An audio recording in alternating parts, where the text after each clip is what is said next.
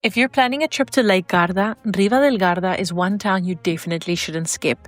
In this video, we'll show you exactly where Riva del Garda is, why it's one of the best places to visit on Lake Garda, and all the top things to see and do to help plan your trip.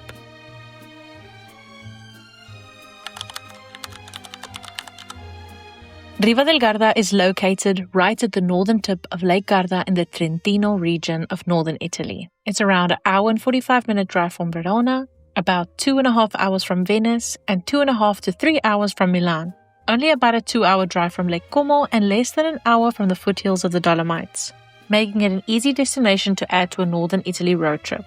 Whether you're visiting for a day or staying a little longer, Riva del Garda also makes a fantastic base for exploring the northern part of Lake Garda. This is actually where we started our day on the ferry with Navigarda that stops at some of the lake's most beautiful towns like Limone sul Garda, Malcesine. And because we had our car parked here, we've linked where we parked in the description, we ended the day back in Riva as well. Many of the Navigarda routes begin here, which makes it the perfect starting point if you want to explore the upper lake by boat. In this video here, we talk more about how to take the ferry, how much it costs, and all the stops we made that we highly recommend, so definitely check it out after this one. Before hopping on a boat, we visited a church called Parroquia di Santa Maria Assunta, which we highly recommend stopping by. From the outside, it doesn't look like much, but the inside is absolutely stunning. If you enjoy churches like this, there's also Chiesa di Santa Maria Inviolata, though we didn't have time to go inside because we had to get to the port to make our ferry. Some other things you can do in Riva are walk along the lakeside promenade for some incredible views across Lake Garda and surrounding mountains. It's especially beautiful in the early morning or around sunset. And if you feel like taking a nice long stroll, you can easily walk all the way to Torbole if you have time. It's about 50 minutes away. You can also bike there. We've linked a place to rent bikes in the description. Climb Torre Abonale for one of the best views in Riva del Garda.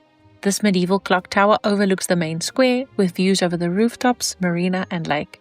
It's free to enter and open every day except for Monday from 10 a.m. to 6 p.m. If you've added at least one of these activities to your itinerary so far, consider subscribing to our channel so we know to make more travel guide videos for you. On with the video. One of the best things to do in Riva del Garda is take the Bastione panoramic lift. This glass funicular takes you from the edge of the old town to the Bastione, a 16th century Venetian fortress overlooking the town. The ride only takes about 3 minutes, but the views over Riva del Garda, the marina and the northern end of Lake Garda are incredible the whole way up. At the top, you can walk around the historic Bastione, enjoy the viewpoints, and stop for a drink or meal at the restaurant with stunning panoramic views. A one-way ticket costs €6, while a return ticket costs €10 during the summer season and €9 for the rest of the year. The lift runs continuously throughout the day during its open hours, which we've popped here on the screen for you, so you usually won't have to wait long for the next ride.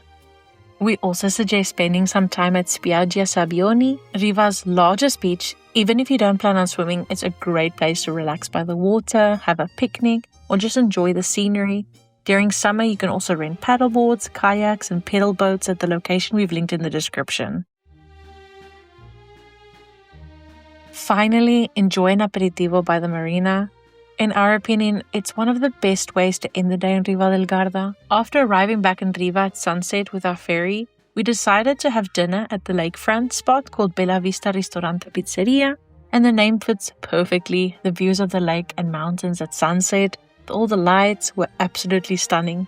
The food was good, maybe not mind-blowing, but definitely worth it for the vibe, and the service was excellent. The whole experience felt really romantic, so if you're traveling with your partner, this is a great spot for a date night. If you'd like some more restaurant recommendations, we've added some highly rated options for all budget sizes in the description. Okay, now here are our best tips for visiting Riva del Garda. Number 1, bring a light jacket even in the summer. Even on really hot days, the breeze coming off the lake can make it feel much cooler, especially if you're on a ferry or having dinner by the water. So definitely take a light jacket or a hoodie. You won't use it during the day, but you won't regret it later. Number 2, don't drive into the historic center. If you're driving, don't follow your GPS straight into the old town. A lot of the center is a restricted traffic zone and it's monitored by camera, so it's very easy to accidentally drive where you're not allowed to and end up with a fine. It's much easier to park outside the center and walk a couple of minutes in. Number 4 is to book your ferry in advance or go early in summer. If you're planning to catch a ferry to places like Limone sul Garda or Malcesine during the summer months, don't assume you can just get there.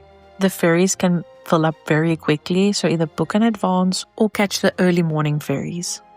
Number 5 is to stay in Riva if you want to explore the northern part of Lake Garda. We definitely recommend staying in Riva rather than further south. It saves a lot of travel time and means you can spend more time actually exploring instead of sitting in traffic.